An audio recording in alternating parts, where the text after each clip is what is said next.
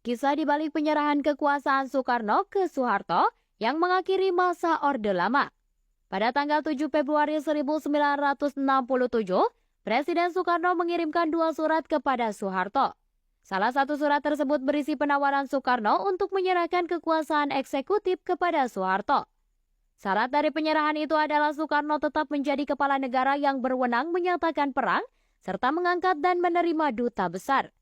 Tawaran yang diberikan oleh Soekarno sebenarnya tidak terlalu mengejutkan setelah terjadinya penculikan dan pembunuhan jenderal-jenderal Angkatan Darat pada tanggal 30 September 1965, posisi Soekarno sebagai presiden semakin melemah.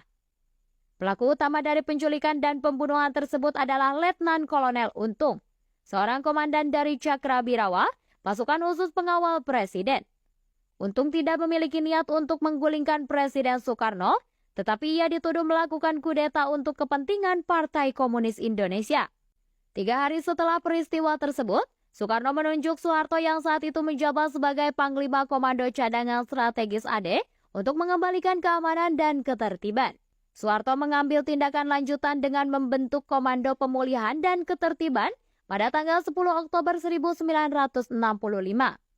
Soeharto yang dikenal sebagai The Smiling General menjadi Panglima pertama Kopkamtib. Dalam bukunya yang berjudul Soeharto A Political Biography 2001, sejarawan R.E. Elson menyebutkan bahwa salah satu langkah awal yang diambil oleh Kopkamtib adalah memberi nama peristiwa tersebut Gestapo, yaitu Gerakan September 30.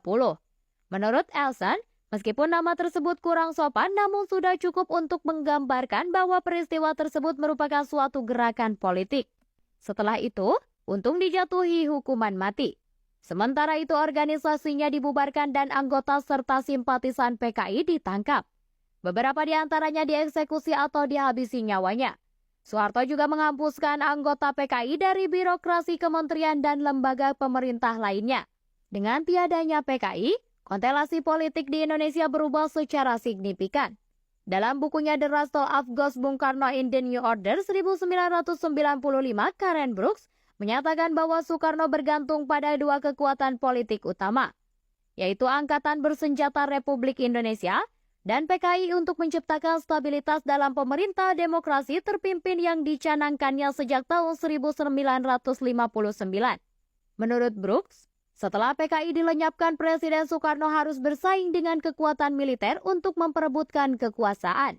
Hal tersebut semakin mencuat setelah Soekarno menandatangani surat perintah 11 Maret pada tahun 1966.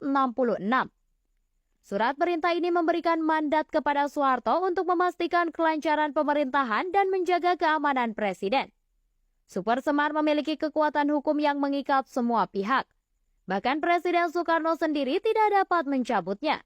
Setelah Majelis Permusyawaratan Rakyat Sementara mengeluarkan keputusan MPRS nomor 9 tahun 1966 pada tanggal 21 Juni 1966.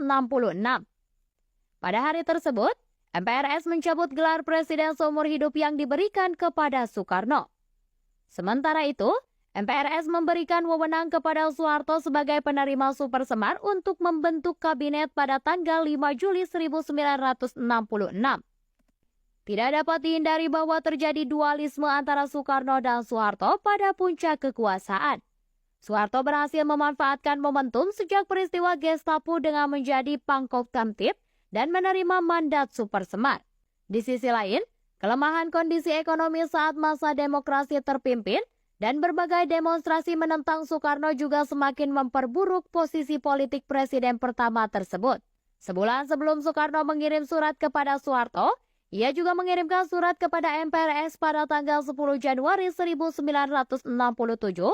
Pada saat itu MPRS dipimpin oleh Jenderal A.H. Nasution. Pada tanggal 9 Februari 1967, Dewan Perwakilan Rakyat gotong royong mengajukan sidang MPRS untuk mencopot Soekarno dari jabatannya.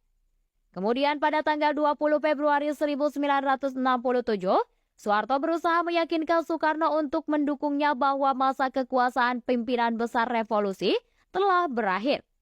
Soekarno pun akhirnya setuju dan menyerahkan kekuasaannya. Namun, Soeharto masih merasa curiga terhadap pernyataan Soekarno tersebut.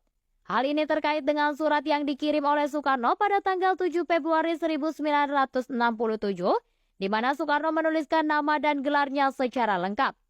Sebab apa yang diinginkan oleh Soeharto adalah penyerahan kekuasaan presiden secara konstitusional. Hingga pada akhirnya Soekarno menyerah, pada tanggal 22 Februari 1967, ia menyerahkan kekuasaan eksekutif kepada Soeharto yang merupakan penerima Super Semar. Tak lama setelah itu, MPRS mencabut kekuasaan Presiden Soekarno dan menunjuk Soeharto sebagai pejabat presiden.